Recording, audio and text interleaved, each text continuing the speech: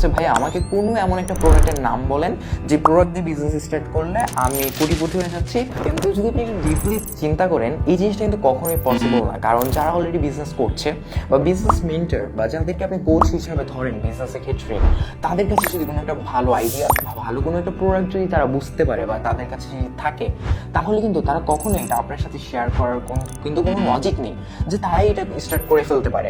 এখন আমরা যে জিনিসটা ভুল করি সেটা হচ্ছে আমরা কোনো একটা ভালো প্রোডাক্ট, ভালো একটা আইডিয়া বা কোনো একটা আইডিয়া কেউ একজন দিবে, এটার ওয়েট করতে করতে আমরা সারা জীবন বসে থাকি, কখনো আমাদের কি স্টার্ট করা হয় না।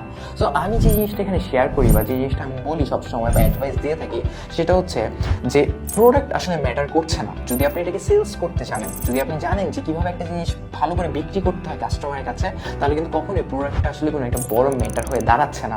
অবশ্যই প্রোডাক্ট ম্যাটার, প্রোডাক্ট আপনি হাই কোয়ালিটিতে বানাবেন, প্রোডাক্ট ভালো দিবেন সো দ্যাট আপনার রিপিট রেট যদি ভালো আসে, কিন্তু প্রথম সেলস ভালো প্রোডাক্ট থাকলে কিন্তু আসে না। আমি ছোট্ট একটা এক্সাম্পল দিই। যে এক্সাম্পলটা ধরেন আমার হাতে এখন একটা অ্যাপেলের ডিভাইস আছে, আইফোন। সো দেখেন এটা কিন্তু প্রচুর হাই, মানুষ কিনছে, খুবই ভালো আমরা জানি, কিন্তু দেখা যাচ্ছে এটা থেকে বেটার ডিভাইসও মার্কেটে এক্সিস্ট করে।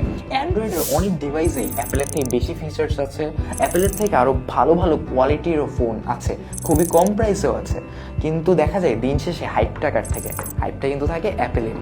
কজ দেখা যায় যে অ্যাপেল জানে কীভাবে ব্র্যান্ডিং করতে হয়, কীভাবে মার্কেটিং করতে হয়, কীভাবে কাস্টমারদের মধ্যে হাইপ ক্রিয়েট করে রাখতে হয়।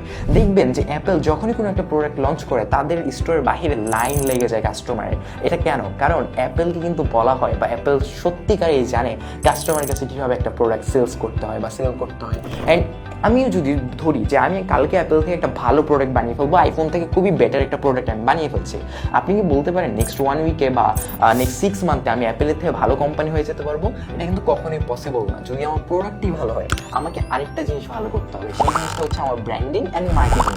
অ্যান্ড বাংলাদেশের মধ্যে সবচেয়ে বড় প্রবলেম, আমরা এই প্রবলেমটার মধ্যে পড়ি যে যারা বিজনেস করছি, ভাই আমার প্রোডাক্ট সবচেয়ে বেশি ভালো, আমার প্রোডাক্টের থেকে বেস্ট প্রোডাক্ট বাংলাদেশের মার্কেটে আর নেই, অ্যান্ড আমার প্রোডাক্টের মতো প্রোডাক্ট আপনি আর পাবেন না।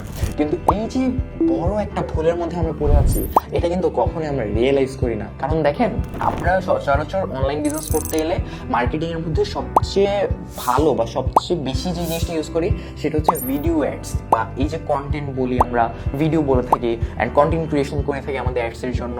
সো আমি ভিডিওকে ধরে নিলাম। এখন দেখেন, আপনি যখন একটা ভিডিও বানাচ্ছেন, যখন কাস্টমারের কাছে আপনি অ্যাড দিচ্ছেন, অ্যাড দেওয়া মানে কি?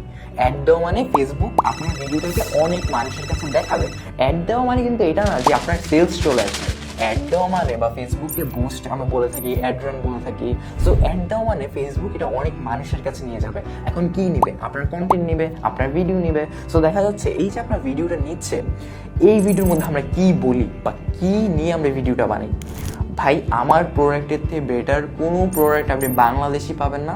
এই যে আমার কম্পিটিটর, ওর থেকে 200 টাকা কমে কেন প্রোডাক্টটা নেবেন? আমার প্রোডাক্টটি বেটার, 200 টাকা বেশি নিয়ে আমার প্রোডাক্টটা নিয়ে নেন, ওরটা একদমই ভালো না।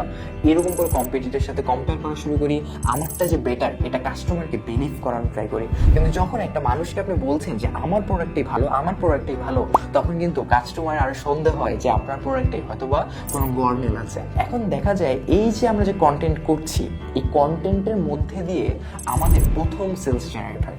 প্রথম যে অর্ডারটা আসে, প্রথম যে সেলসটা হয়, এটা আমাদের প্রোডাক্ট সেলস না। প্রথম যে জিনিসটা সেল হয় আমাদের কাস্টমারের কাছে, সেটা হচ্ছে আমাদের এই ভিডিও কন্টেন্টটা, আমাদের এই অ্যাডসটা। কারণ যখন এই অ্যাডের থেকে আমাদের কাস্টমার আমাদের সাথে ট্রাস্ট গেইন করে, আমার কাস্টমার যখন আমাকে বিলিভ করে, বিশ্বাস করে, আমার কাস্টমার যখন আমার সাথে ইমোশনালি কানেক্ট হতে পারে, তখনই কিন্তু কাস্টমার গিয়ে অর্ডার দেয়। অ্যান্ড সেই অর্ডার ও ডেলিভারি পাওয়ার পর সে কিন্তু এটা বুঝে যে এই প্রোডাক্টটা ভালো কোয়ালিটি বা খারাপ কোয়ালিটি, এই প্রোডাক্টটা ভালো খারাপ সব কিছু তখন রিয়েলাইজ করে। অ্যান্ড যদি আপনি কন্টেন্টে এসে এই জিনিসটা ডিসক্রাইব করতেই থাকেন, তখন কিন্তু আপনার কখনোই সেলস জেনারেট করবে না। আমাদের এমন কন্টেন্ট বানাতে হবে, এমনভাবে ব্র্যান্ডিং করতে হবে, সেটা হচ্ছে কাস্টমারের মাইন্ডে কেন কাস্টমার আমার থেকে নিচ্ছে, বা কেন কাস্টমার এই জিনিসটা প্রয়োজন, বা প্রয়োজন না হলেও কীভাবে আমি ওকে প্রয়োজন বোধ করাবো, বা কীভাবে আমি ওকে প্রোডাক্টটা কেনার জন্য মরিয়া করে তুলবো, এটা আমার কন্টেন্টের দ্বারা ওকে বোঝাতে হবে।